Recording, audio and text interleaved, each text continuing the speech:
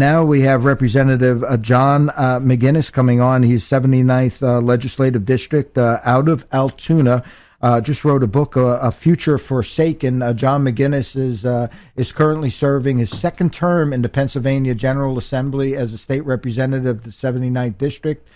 He is an associate professor of finance emeritus at the Pennsylvania State University. From 2006 to 2012, he was the host of Open Mic, a radio show host on WRTA AM in Altoona. We're going to be judged over here. Dr. McGinnis' field of profession training is a financial economics. In addition to writing articles for popular publications, he has published articles on compensation, agency costs, and other topics in finance and economics in highly rated, peer-reviewed international journals. He has earned the professional designations of CFA and CFP. Dr. McGinnis earned a BA from the University of Notre Dame. I'm reading this from your book in 1976, MSBA at Indiana University, and a PhD in finance from Penn State University. Welcome, Representative McGinnis. Glad you're able to join us today. Oh, it's great to be with you and your listeners, and boy. Quite a resume over here, let me tell you. Yeah, wow. Well, a few years ago, I gave up doing talk radio to go into office, and boy, was that a mistake. But anyway, here we are. I miss those days, but there's a lot of work and a huge problem with our state pensions, and I'm glad you're having me on to talk about it.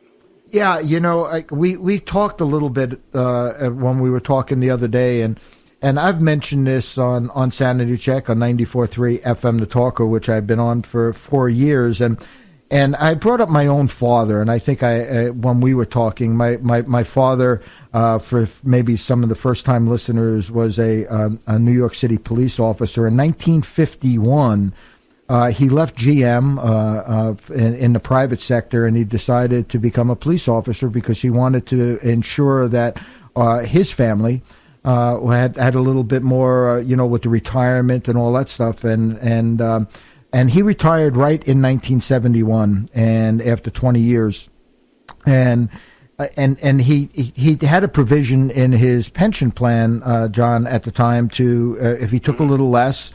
Even if he died, my mom would continue to get the pension.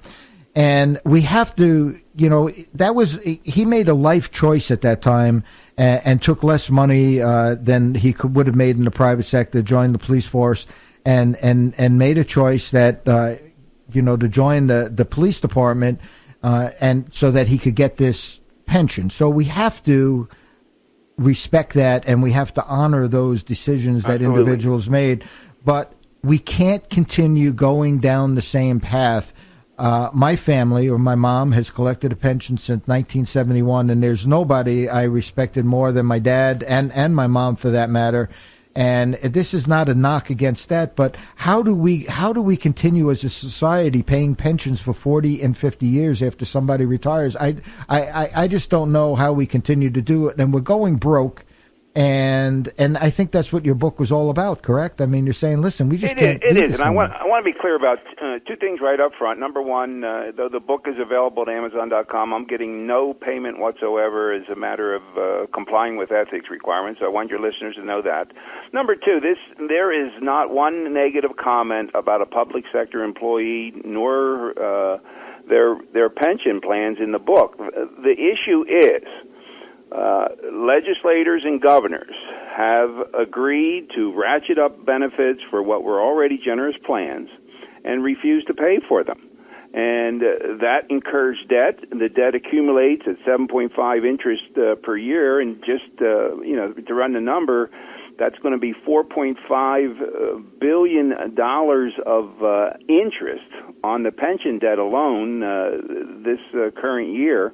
And to put that into context, that's the equivalent of full salary and benefits for 50,000 teachers. Now, how can we keep giving that up? And what the laws have done, and what I call the Four Horsemen, Act 9 in 2001 and Act 38 in 2002, ratcheted up benefits. Act 40 in 2003 and Act 120 in 2010 ratcheted down contributions. So if you're overextending your promises and you're underfunding your assets, guess what happens? You run into a huge problem, and it's on the order. The pension plans will tell you that there's about $60 billion in debt, but that's an actuarial calculation that doesn't meet economic reality. And the economic reality is we're looking at $125 billion of pension debt, and that's just these two state pensions. I'm not talking about the municipal pensions or the county pensions or anything else, just the two state pensions, CSRS and PSRS. That's a $10,000 debt per person, not per worker, not per family, but per person in the state. And that means a family of four that leaves the state gets $40,000 of debt forgiveness, and a family of four that would think about moving here would get hit with a $40,000 bill for services they never got. So this is all going very badly, and in 10 to 15 years, Pennsylvania is going to be brought to its knees because of the economics of the situation. I got to tell you, that's an interesting way to lay it out. When you just said that, it's a $10,000 per person. So if you're a family of four leaving, you're getting relieved of $40,000 in debt. And we wonder, how do we stay competitive in a state that when people start looking at this and they're saying, wait a minute, why do we want to get stuck in this quagmire? And it's not a healthy situation. It isn't, and we have, to use a medical metaphor, cancer, and we cannot just ignore it. And that's what we've been doing in the legislature. And again, the entire blame for this problem is on elected officials. There's not one public sector employee who is to blame, and they've earned their benefits. They just haven't been paid for. And there's no taxpayer to blame, and the book is dedicated to the taxpayers, past, present, and future of Pennsylvania. It's simply a blame. The blame belongs at the elected offices of officials who have purposefully, and we're doing it in the current budget, by the way, we're purposefully underfunding the pensions so we can spend money on new things when we haven't even paid for the benefits that employees have earned in the past. Andy, this is unbelievable. One of my co-hosts here is Andy Ostrowski. He ran for Congress in the 10th Congressional District, and on the 11th, yeah. And so we're looking at this, and we're looking at one another, and the debt is staggering. And when we look at, pension unions or the whole nine yards, when we look at public service unions, typically the only people that are looking out for the taxpayers should be the elected officials, and I think that's the problem, and I think you identified it absolutely correctly. It's the elected officials. Yeah, and we do it two ways that are particularly exasperating to me. We underfund the pensions with state dollars. We take those dollars that should have went to the pensions and should have shored up the assets of the pension funds, and instead we spend them on other things. Well, what are the other things we're spending on? Mostly salaries. And those salaries go up, and those increased salaries increase the pension liability. So we shortchange the pensions on the front end by not putting money into them properly, and we exacerbate the problem on the back end with these higher salaries as a result. And this goes on year after year after year. I mean, we're in our 12th year of not putting in a proper amount into the pensions. And this for politicians, Louis and Andy, the horizon is the next election, and that's it. Mm-hmm. But 10 to 12 years from now is not very far. No. And that's when the pension funds are going to be fully depleted. In all likelihood, they'll be fully depleted. I can't say for sure because the markets go up and down, and other variables are at play. But we're on a path that the pension funds, the CSRS and PSRS, will be fully depleted. When that happens, and 10 to 12 years is not very far in the future, when that happens, half of the general fund revenues will have to go to retirees. Now, how are you going to run a state government on half of the revenues that it's getting now? you can think of the pain when you start talking about school class sizes are going to go from 25 to 45. That gives you some sense of the dramatic change that's coming, because we're not properly addressing the problem. We have to take on a little pain now by increasing the pension contributions by about $2 billion a year right now. That's certainly painful. But the alternative is to let the problem get worse and grow, and then the future of Pennsylvania goes down the drain.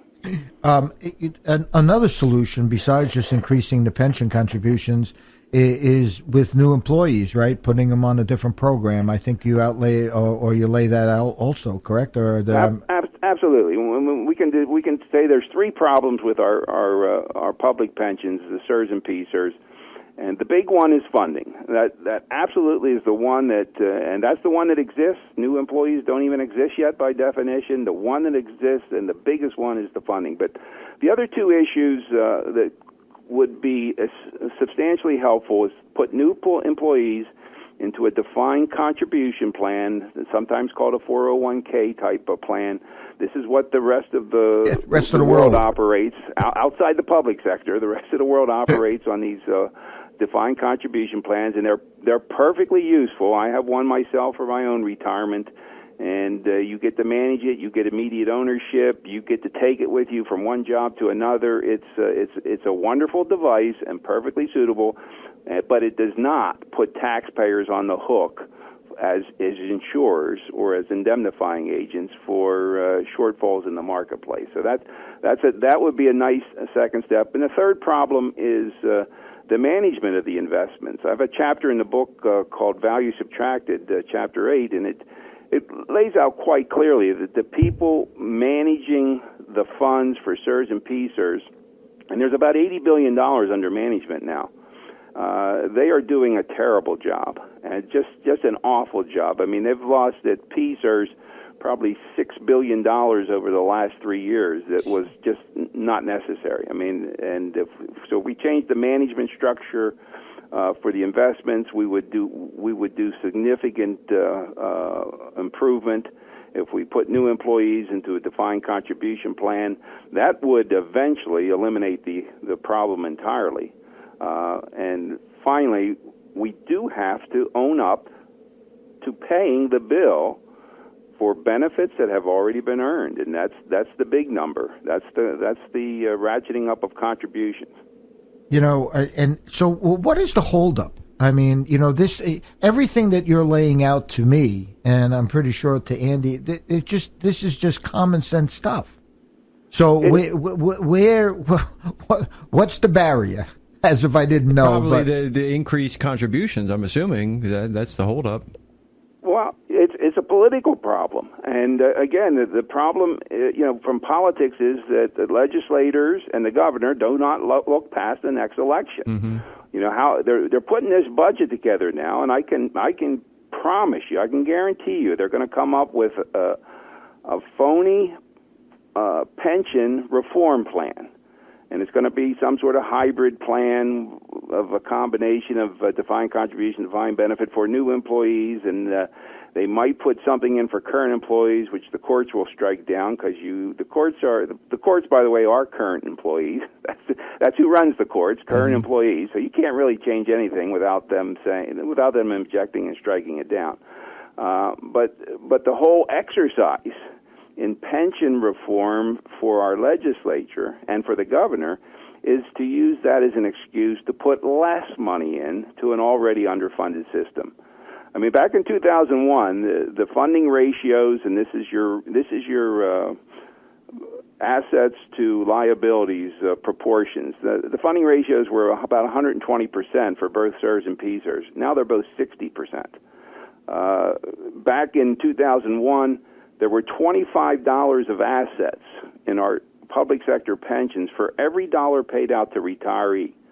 25. Now there are $7 of assets for every dollar. When that number goes to zero, and that's what I call D-Day or depletion day, and that's 10 to 15 years in the offing, then the real hurt comes. Although we've had we've had some signals. I mean, these credit downgrades that we get regularly from S&P and Moody's is a clear signal. We're on a track to doom.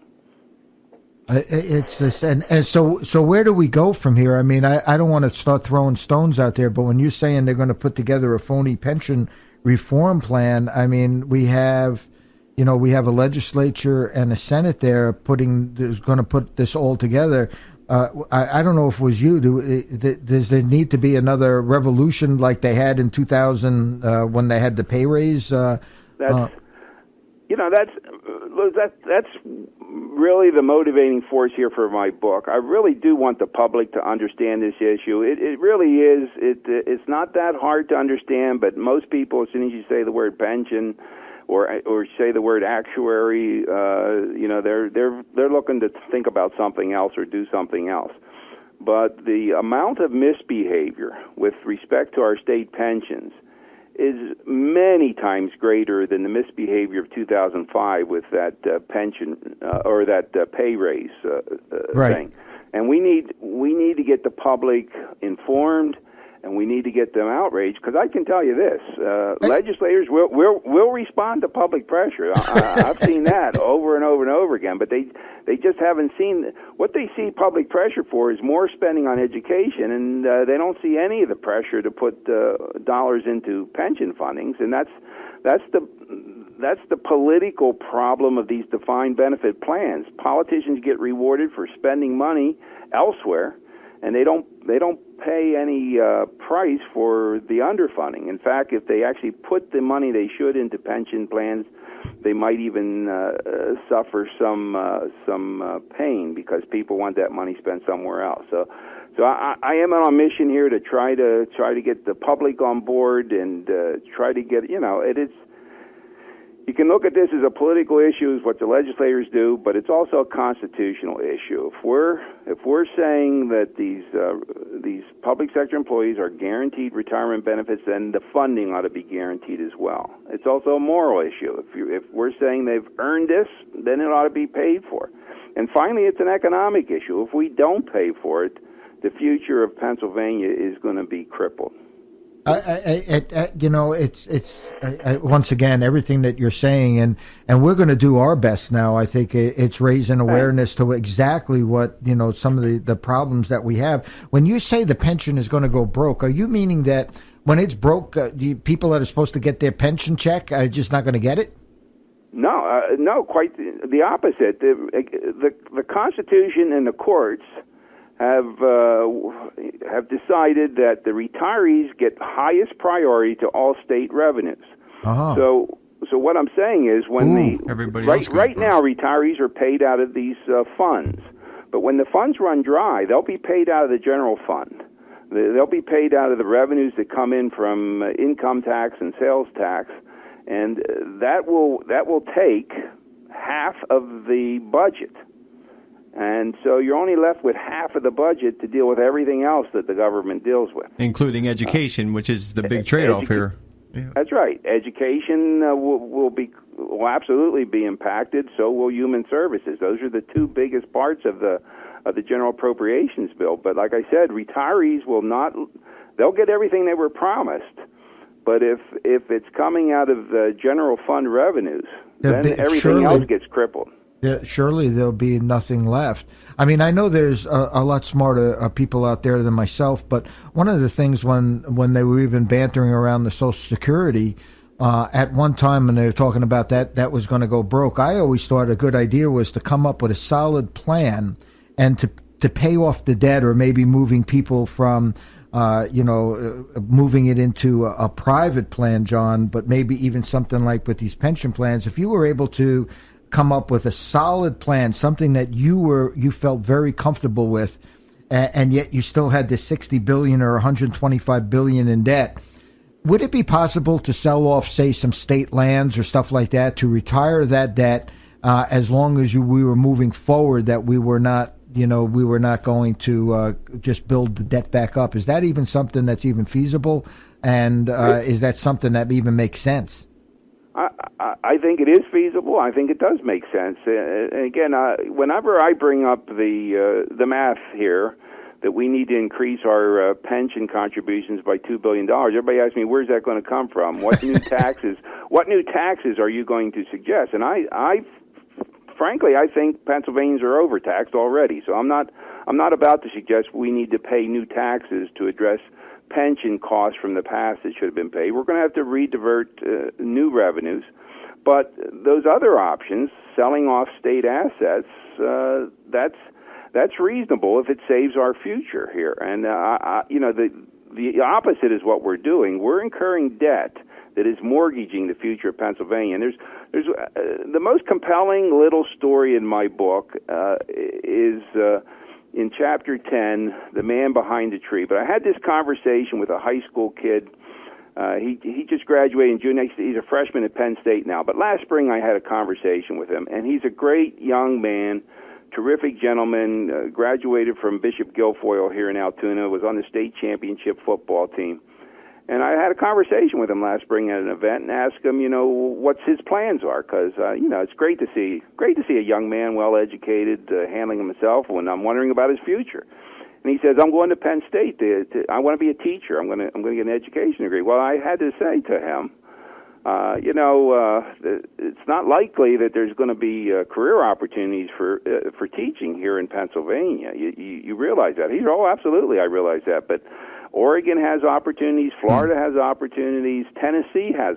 He's already written Pennsylvania out of his future, and that's the great shame. That our best and our brightest are going to get educated here, and then they're going to move somewhere else. And the economy of Pennsylvania is going to, we're going to become a geriatric ward, quite frankly. And to give you one more data on this. In 2000, the census reported that in the 25 to 44-year age group, and that's the age group that moves an economy. That's the young people who are starting businesses, starting families, buying homes. That 25 to 44 age group is the age group that moves an economy. Well, we had 3.5 million people in Pennsylvania in that age group in 2000.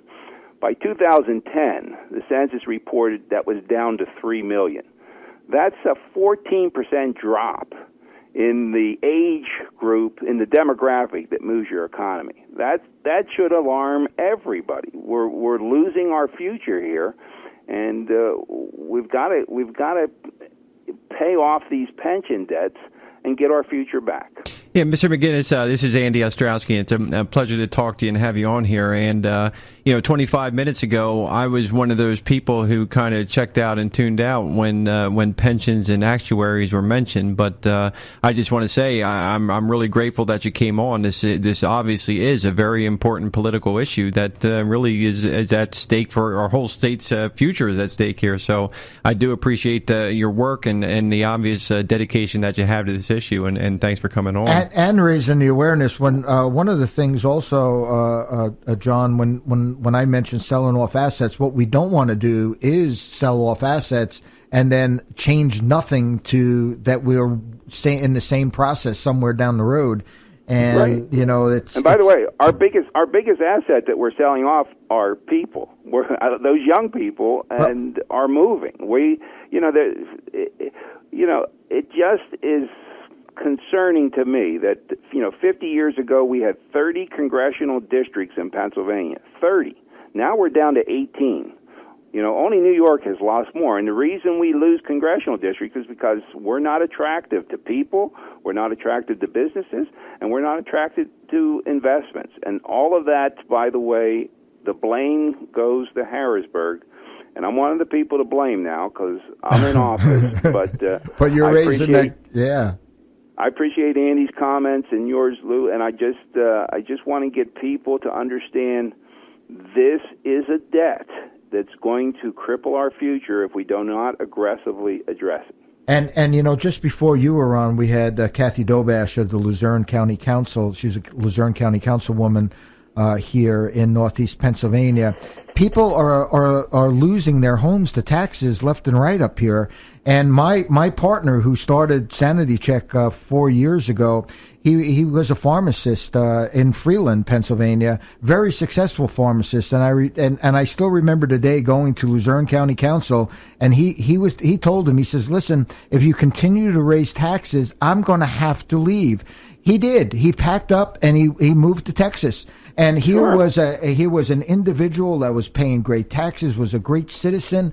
And, he decided, listen, I can't keep fighting this. And for every individual like that leaves, puts that much more pressure on the individuals that are saying, John. So we have to get a handle on this. I can't thank you enough for not only writing a book. I just want to say, I was just reading here, and it was dedicated to the taxpayers, past, present, and future of the Commonwealth, and to a talented and dutiful public servant whose children and their children not yet born should not be billed for the retirement benefits she has already earned. And all good stuff. If you have just the last moment or two before we go to break, but last comments? Well, I appreciate you and Andy having me on. This is a vital issue that we need to be concerned about. Whatever the pain of this current budgetary impasse, and I apologize for that, by the way. I'm one of the 254 people responsible for that mess. But whatever that pain and inconvenience, multiply that 100-fold and make it permanent, because that's what's coming if we don't shore up the investment situation of these public sector pensions. And the sooner the window's closing, so urgency is certainly required, and effectiveness is certainly required. And I lay it all out in the book. And again, I appreciate the attention you're giving this, and we'll all keep fighting the good fight. And by the way, you said people are moving. I'll give you an example. We had a legislator last year, Rose Marie Swanger. She retired from her job as state representative and moved to Tennessee, making the comment publicly. I'm not divulging any secrets. Publicly, she said it's $6,000 property tax here in Pennsylvania, and it's $600 down there. Yeah. Okay, we get it. Property taxes are outrageously high, and people are losing their home, but there's also the case that young people can't even afford to buy homes because of this situation. So again, urgency is definitely needed, and we've got to get these legislators off their duffs and focused on this problem, and not the sham stuff that's being thrown out there in Harrisburg right now. Thanks, guys. Representative McGinnis, Thank you, thanks for so much for coming on.